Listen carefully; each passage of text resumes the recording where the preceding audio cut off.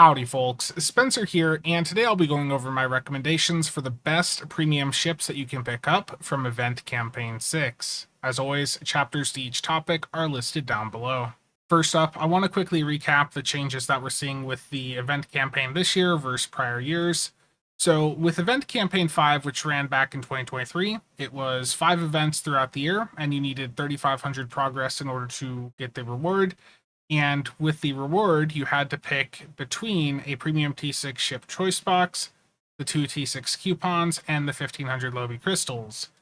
Whereas with Event Campaign 6, which is running in 2024, there is 6 events throughout the year. The progress requirement has increased to 4,200, but instead of needing to pick one of those 3 reward options, you're going to get all 3 of them for completing the event campaign. So the requirements to complete have increased a little bit, but the rewards have been substantially increased versus the prior years.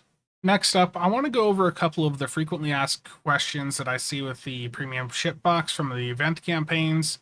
So question number 1, do you have to pick a ship right away? The answer is no.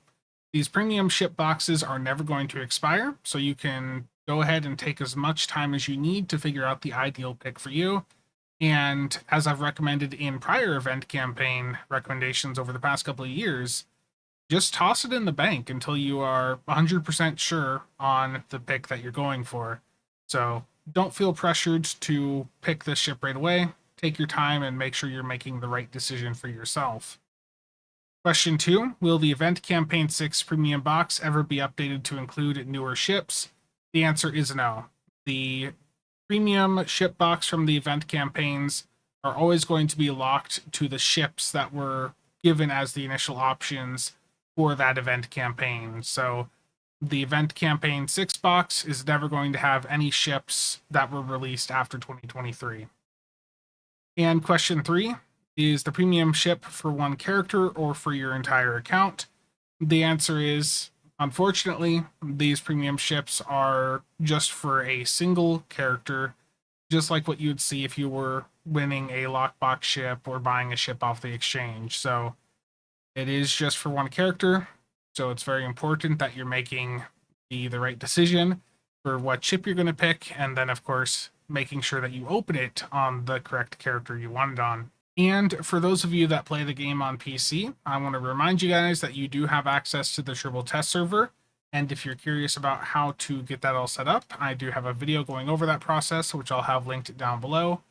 But with the Tribble test server, you can copy over your T6 premium box and your Lobby crystals, and you can do that multiple times to try out a bunch of different options before you commit to something on the live server. So if that's something you're interested in, again, that video will be linked down below.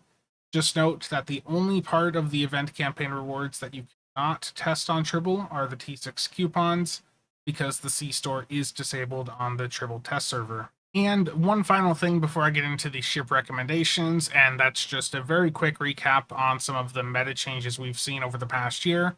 If you're looking for more comprehensive coverage on the major meta changes, I do have a video going over that, which I'll have linked down below. But the 2 major changes are that engineering consoles are now highly desired thanks to both ISOMags and the advanced Hanger Pet consoles. Both of those are good for different builds. The Hanger Pet ones are obviously good for boosting up your Hanger Pets, and the ISOMags give you a bunch of weapon power and increase your max weapon power cap, meaning that they are extremely good consoles to run on any beam or cannon energy weapon build. And the other major change is that hangar bays have massively increased in value since the introduction of the Type 7 shuttlecraft hangar pets from the C-Store Awani command carrier. These Type 7 pets don't do that much damage themselves, but what they do is that they bring in a massive amount of debuff, which is going to help the rest of your build, and your allies do much more damage to foes. Each hangar bay of Type 7s is 6 of these pets, and at elite quality, they're each bringing in Fire Will 1, Attack Pattern Beta 3, and another debuff called Close-In Sensor Pass. And yes, debuffs like Attack Pattern Beta do stack. If you look at some of the really high DPS record run VODs, you'll often see that there's foes that will have dozens and dozens of stacks of beta on them, largely thanks to these new hanger pets. So these are extremely powerful pets, And one of the best things about them is you can basically just slot them and forget them. You don't have to worry about going in and buffing them up with a bunch of carrier traits or consoles. You just put them on your build, let them do their thing, and they're going to debuff everything around you, enabling the rest of your build to do much more damage. And heading over to ship recommendations, I want to start off with some of the older options that have still retained value up to the current day. And I've got 7 of them up on screen. And of those 7, 4 of these I do want to mention are available as part of MUDs bundles. So if you're looking to get these ships on multiple characters and you can stomach the $150 price tag that a MUDs bundle has, then I would recommend you go that route rather than burn your event campaign on getting one copy of the ship for a single character. And next up, I just want to quickly go over the appeal that each of these options has, and then we'll get into the newer offerings. So starting off here with the cross-field refit, the main draw here is the Starship trait Universal Designs. When activating a Universal console, it is going to give you 2% crit chance and 10% severity for 20 seconds, and this can stack up to 5 times. So if you have enough Universal consoles on your build, or if you have some that are charge-based that you can use often, you can get up to 10% crit chance and 50% severity from this one Starship trait. And it synergizes very well with consoles like the Crystal Prism, which you can get from the MUD store, and the Emulating Phasal Lance, which you can get from the next ship here, the Deimos. And the console that this thing has does really synergize well with the Universal Designs there. It has 6 charges, and it refills a charge once every 20 seconds. So you're able to fire this console off quite a bit, and I believe if you use the Voven console, you can also get the charges to build back a little bit faster. We used to use this even on torpedo builds when torps were the DPS meta, and it performed quite well. We did end up swapping it out on the torp builds for the Texas console, which is basically a torpedo version of this, but this is still a very good option. And while there are alternatives out there nowadays, like the Crystal Prism, the reality is that none of them have the same level of performance that this Emulating Phasal Lance has. Next up is the Mirror Warship, which has the Terran Goodbye Starship trait. Whenever you defeat a foe, you get a stack of this trait, which grants 25 accuracy rating for 20 seconds and 5% crit chance for 20 seconds. This can stack up to 3 times, meaning up to 75 accuracy and 15% crit chance. And all you have to do to keep it up is just kill one foe every 20 seconds. So this is a very powerful trait, especially when you use it alongside Universal Designs. These 2 traits, Terran Goodbye and Universal Designs, are pretty much a staple on most high-end builds nowadays. So if you don't have them and are looking to buff your crit chance up, then either of them may be a very good option. And next up is the D7 American Worker Flight Deck Carrier. This is a good platform. It's gotten better over time because of the 2 hangar bays on it. And the Starship trait off of this is also another staple trait for many high-end builds. This is the Ruin of Our Enemies.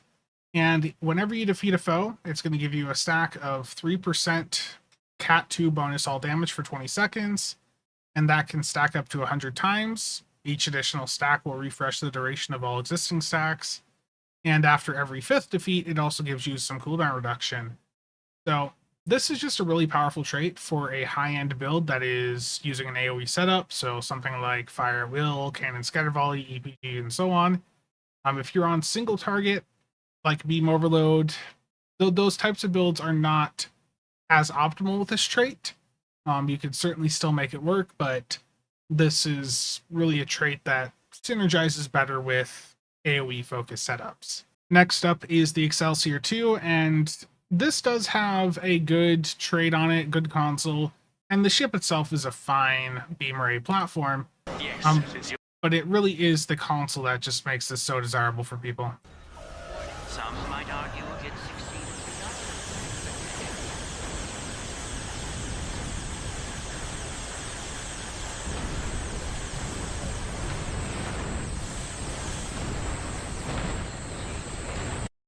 That console shoots out all those phaser beams, and it's just really fun. If you want to learn more about that console or that ship, I do have a full review for the Excelsior 2, which I'll have linked down below. And then the other 2 ships that I had mentioned here are the Dalkina and the Vaadwaur Juggernaut. Those are both just really good platforms for DPS chasing. The Vaadwaur Juggernaut is the top energy weapon platform right now. And the Dalkina, I think for more just general gameplay, that is my go-to ship. That ship is just wonderfully set up to go in and set up a variety of builds on. It's very flexible. It's got a battle cloak on it. It does have a singularity core because it is Romulan, but I don't think that's really that much of an issue nowadays. It's got a hangar bay on it, so if you're looking for a good escort destroyer type ship, that Dalkina is just such a great platform. Next up, I want to take a look at the options that are new to the event campaign in 2024 that were not available with the prior event campaigns. So these are all of the ships that were released to lockbox or promo within 2023, and there's 10 of them in total. Now, most of these were done under Jonathan's direction, and his approach to design was quite beneficial to a variety of play styles. So many of these ships are good in one way or another, but I am going to narrow down my focus to the 5 that I think stand out the best out of the lineup. But I do want to just give a quick shout out to some of them here. The Dauntless 2 Command Science Dreadnought. There's not really too much going for that one. It can go through sector space a little bit faster than normal ships. It has a fun torpedo console on it that doesn't do a ton of damage, and the trade on it is currently broken. It is stacking up the kinetic buff way too much, and that is eventually going to be fixed. And that is going to, when that gets fixed, that's going to ruin a lot of the value for the ship for people. The Protostar, the Protostar's main appeal is that it's the fastest ship in sector space. It's got a really neat visual effect when you're doing the transwarp effect there with it. And it is just the fastest. There's nothing that really competes with that right now. Blue Sun 3435 over on Reddit earlier this year hit almost warp 276 with it. So if you're a fan of Prodigy and you're looking for an option that would be more of a for fun pick, then this may be a very good candidate for you. After that, we have the Texas Merc Worker Escort. Again, this has a torpedo console on it that is sort of similar to the Immolating Phaser Lance. I still think if you have the Immolating Phaser Lance, you don't need to really worry about this Texas console, but it is there if you want something different to play with. The ship itself was not really that impressive to me. It's dual Merc Worker, so a bit lackluster. Then we have the Theseus Merc Worker Destroyer, and the Theseus is a good ship, but the issue with it is the Dalkina exists. I just don't see any reason, personally, why I would go with the Theseus over the Dalkina. The Theseus does have that extra isomag that it can do. It can do 7 isomags versus the Dalkina, which can do 6. But the Dalkina's got the innate battle cloak. It's got the hangar bay. You know, I think the hangar bay, especially with the Type 7s, that outweighs the 7th isomag. So I would go for the Dalkina over the Theseus, but that is a perfectly viable option if the Theseus is something that really appeals to you.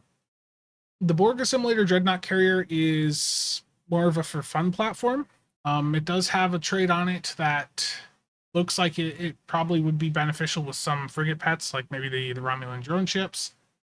But aside from that, I just view that as more of a for fun platform, given the size of it. And I do have a full review out for that also. And then the 5 ships I want to take a closer look at are the Friendship, the Gorn Hunter, the World Razer, the Constitution 3, and the Shrike Intel Juggernaut. So I'm going to head over to some recordings that I did a few months ago, going over each of these ships. This is a bit of a different format than what I've done the past few years with the event campaigns, so let me know down below if you would prefer me to go back to my older format where I just have everything up on a PowerPoint slide, or if this newer approach to going over the ships works for you. So the first ship is the Shrike Intel Juggernaut, but I just pulled this thing out of dry dock and I remembered why I put it there. The Juggernaut array on this is the worst Juggernaut array that exists in the entire game. Every other Juggernaut array out there just instantly does damage to the area in front of you. Okay, whereas the Juggernaut array that this thing has, it fires a bolt out that takes a bit of time to activate there, and it just doesn't do as well as the other ones out there. So the Juggernaut array on this specific Juggernaut is just very underpowered because it's a different mechanic than all the other Juggernaut arrays in the game. The portal weapon console that this ship has just doesn't work most of the time. It'll just randomly shut off. In fact, I tried to do a recording showing it in action, and it just randomly turned off. And that's one of the big selling points, for people to go for the Shrike, and it just doesn't work. The longer I've tried to use it, the more broken it seems to be. So the Shrike is a good ship to go for if you're wanting the Starship trait or you're wanting the ship itself.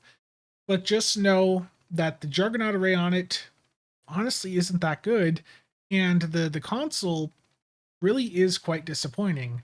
But the ship itself performs very well. This is one of the top performing energy weapon platforms in the game. It handles a bit better than the Vaudoir Juggernaut, but the Vaudoir Juggernaut does have a higher performance potential than it.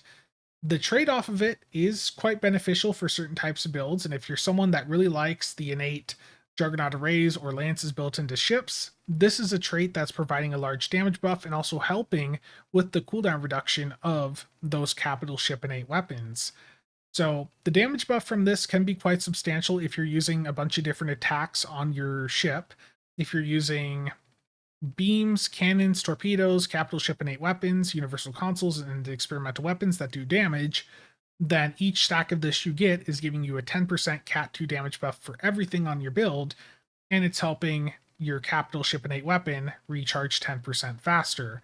So if you're using 5 different sources of attacks that are eligible to trigger this, that's a 50% Cat 2 damage buff and a 50% faster recharge for your innate Lance or Juggernaut array. So if you're into those types of builds, the trait is good.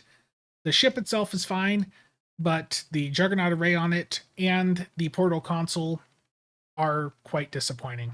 And for the Shrike's Bridge Officer layout, you're looking at a Commander Tac with Intel, Lieutenant Commander Engineer with Miracle Worker, Lieutenant Science, Lieutenant Commander Universal, and an Ensign Universal. So a very energy weapon focused setup on this. If you're looking to do Surgical Strikes 3, Cannon Scatter Volley 3, Beam Overload 3, or any other energy weapon firing mode, it's going to work very well on this ship. And next up, we have the Friendship Command Flight Deck Carrier. This is a ship seen in Star Trek Discovery from the 32nd century, and it's one that's definitely grown on me over time. Initially, when I was doing the stats breakdown video for this, I was a bit negative about it. I felt that the 6 was still a better tank, and from a heavy tank perspective, I do still think that the Styx is better.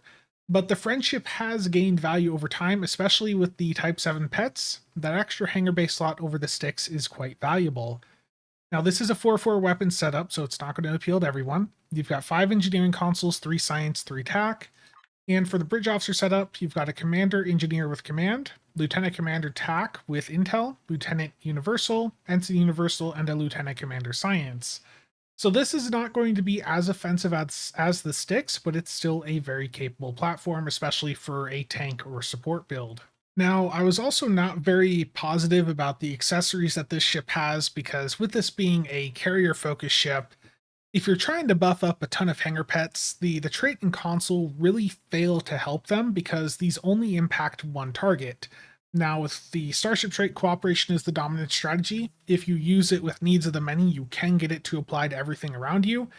But aside from that, the Starship trait and the console are just buffing up a single target. Now, let's go over the console here first. This is Power Transfer Emitters, plus 2.6% increased crit chance, plus 28.5 Starship Hull Restoration, and plus 10% increased Hangar Pet crit chance for the passives. The clicky on this is going to give an ally crit chance and electrical blast. To ally, when critically striking, it'll deal some electrical damage, plus 200% damage if the ally is a hangar pet or separated ship segment, and that can occur a max of 5 per second. And to that ally, plus 7.5% crit chance for 20 seconds, or quadruple for hangar pets. Now, this only impacts one hangar pet or one target when you use this. If you're a support-focused player, this console can be quite handy for giving a crit chance buff to the targeted player, but if you're trying to use this on a carrier build to buff up a ton of hanger pets, you'll probably find it a bit disappointing. Now, for the Starship trait, this is something that has taken over the high-end meta over the past couple of months, and that is cooperation is the dominant strategy. And what this Starship trait does is when you apply a Bridge Officer ability or Universal Console on an ally, it will apply a stack of Friendship of Science, which stacks up to 5 times per person using the trait and will grant to non-hanger allies plus 10% bonus damage for 30 seconds per stack, and to allied hanger pets and separated ship segments plus 20% bonus damage for 30 seconds. So this will stack up to 5 times per person using it on a target. And what that means is that in a DPS environment, if you've got an entire supporting team running this Starship trait and you each apply 5 stacks to the targeted foe, that can net a 200% Cat 2 damage buff to that targeted player.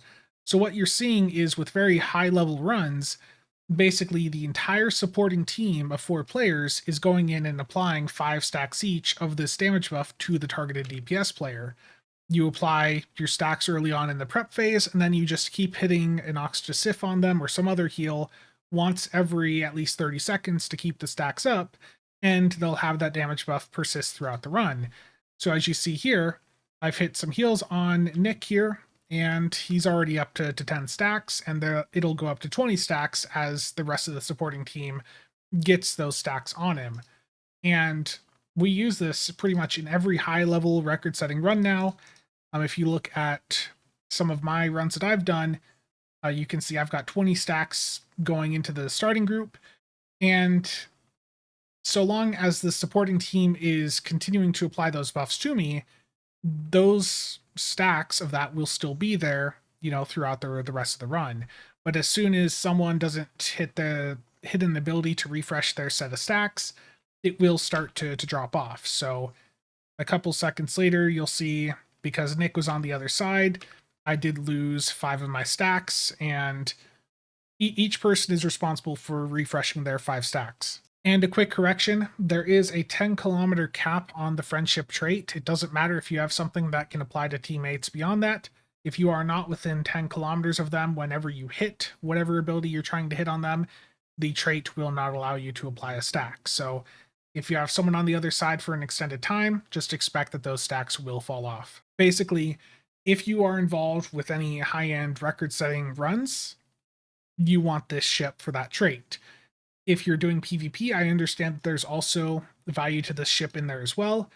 This overall is a very good support tank platform. For offensive tanking, I still think the Styx is better. But if you're into that support playstyle, you actively run with a group doing any high-end coordinated stuff, this ship is probably going to be high up on the list for you. And next up is the Constitution 3 Miracle Worker Cruiser from Star Trek Picard. And yes, I know some of you are not happy about it, but the ship itself does have a few good things going for it that make it a ship that you may want to consider. For the weapon setup here, it's 4-4. You have 5 engineering consoles, 2 science, and 4 attack, and it is Miracle Worker, so it does start off with 1 universal console. Once you X to it, it goes to 3, meaning you could run 8 isomags on this if you wanted. The Bridge Officer setup is a Commander Inge with Miracle Worker, a Lieutenant Commander Psi with Pilot, Lieutenant Commander TAC, Lieutenant Universal, and an Ensign TAC. So not too much universal seating on this one, but if you're looking to do a FA or beam array setup on this, you can do beam overload FA on this very well. Now you're probably thinking, why should I care about this ship? It looks like a 4-4 Miracle Worker cruiser, doesn't really look that interesting. Well, it's the accessories. It's always the accessories. So if you're a beam array fan and you like to run phasers, this ship comes with 2 of these phaser narrow angle phaser beam arrays. These are quite nice because they have a higher base damage than most other beam arrays. The only phaser beam that beats them is probably the Terran one from the rep. But the thing that's really nice about these is that they have a smaller firing arc, but in exchange, they do a lot more damage. So if you're looking to do phaser beams, these are really, really quite good. The console off of this ship is also very, very important for a variety of playstyles. If you're an EPG player, this is a crazy good console to run. This has passives on it for plus 19.9% energy damage Cat 1, plus 39.9% bonus electrical damage Cat 2. With that is really huge for a lot of Psy builds and also for the Nadarian Defender in the Jelly mode. Then it also has plus 5 weapon subsystem power, and the clicky from this will shoot a bioelectrical wave out the front of your ship that does a ton of electrical damage. And if you've seen any of the recent science parses, you'll know that this thing does a lot of damage on a science build. So if you're a Psy fan, or you want those really nice phaser beams, or you like the jellyfish, there's a few different reasons to go for this ship.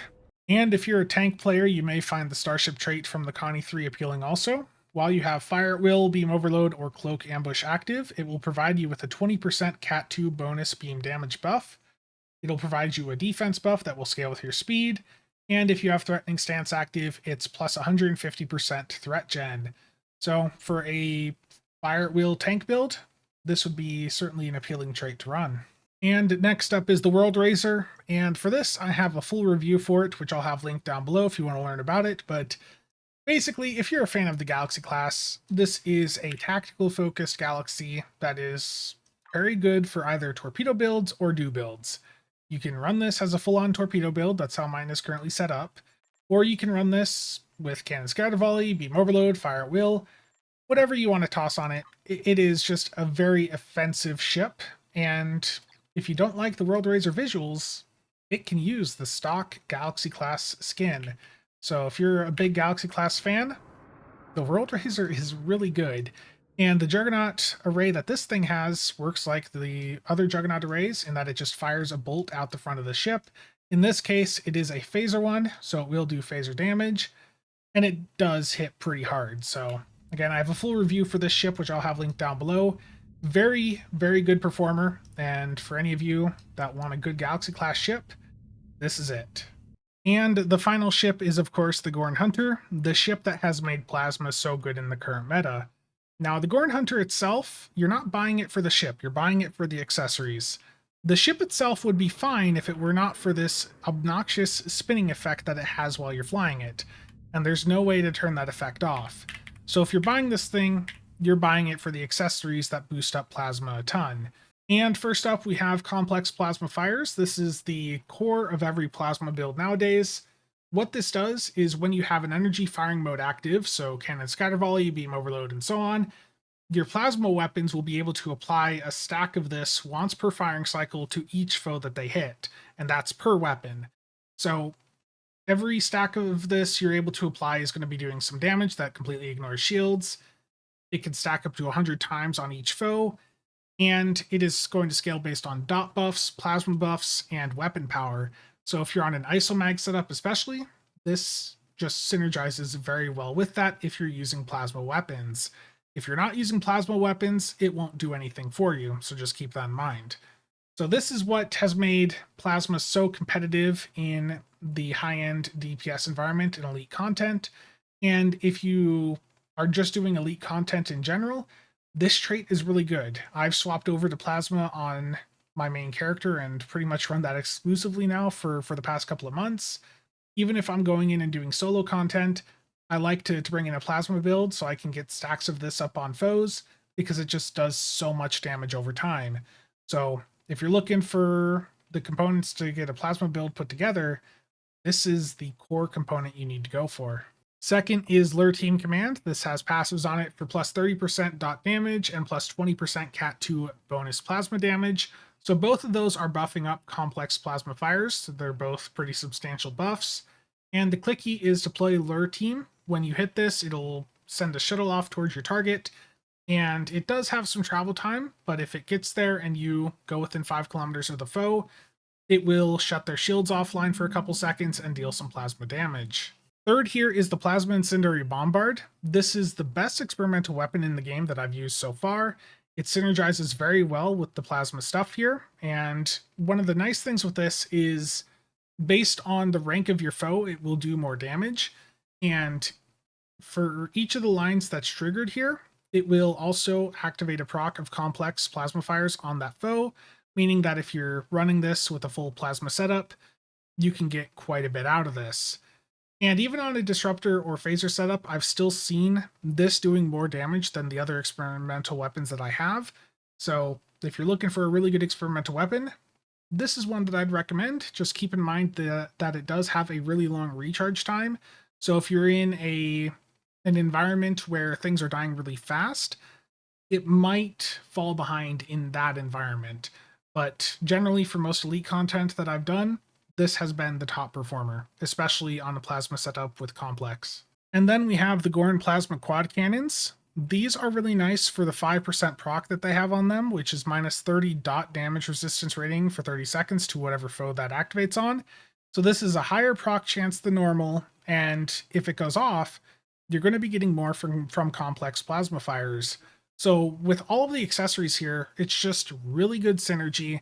This was a hugely impactful release from Jonathan, and it's made plasma, in my opinion, the top option for elite content. So if you're looking for the components to get a plasma build put together, you really want to go for the Gorn Hunter. And to recap my premium ship recommendations, the older ships like the Mirror Warship or the Crossfield Refit or the Excelsior 2, those are all still viable if you want to go for those. If you're not interested in getting Muds bundles, the Merc Worker D7 is still a strong option.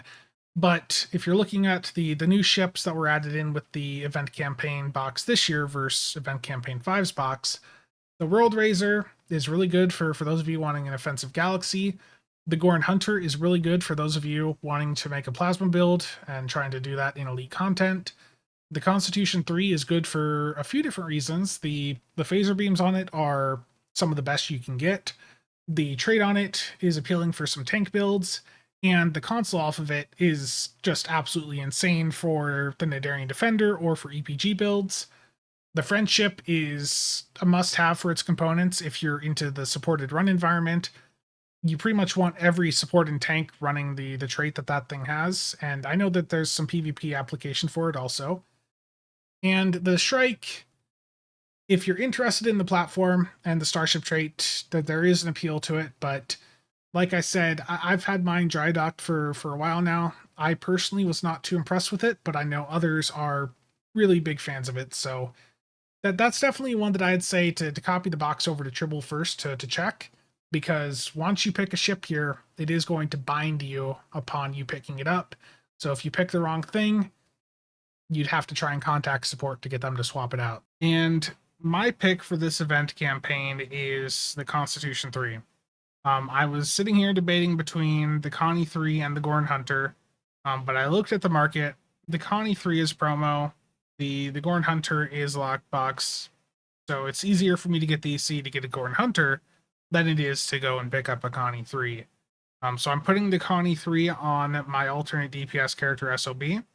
That character has some EPG stuff that is going to benefit from the bioelectrical wave console that the Connie 3 has. And, again, the Gorn Hunter, there's a lot more supply of that, so once I have some stuff sell on the market, I can just get that character, that other ship with EC. So that's my pick. I'd be curious to hear what you guys picked down below. And let me know what you thought of the format, that I did there for the newer ships, that breakdown of them. So that's going to be it for today. As always, thank you to all channel members and viewers for the continued support. See you guys around.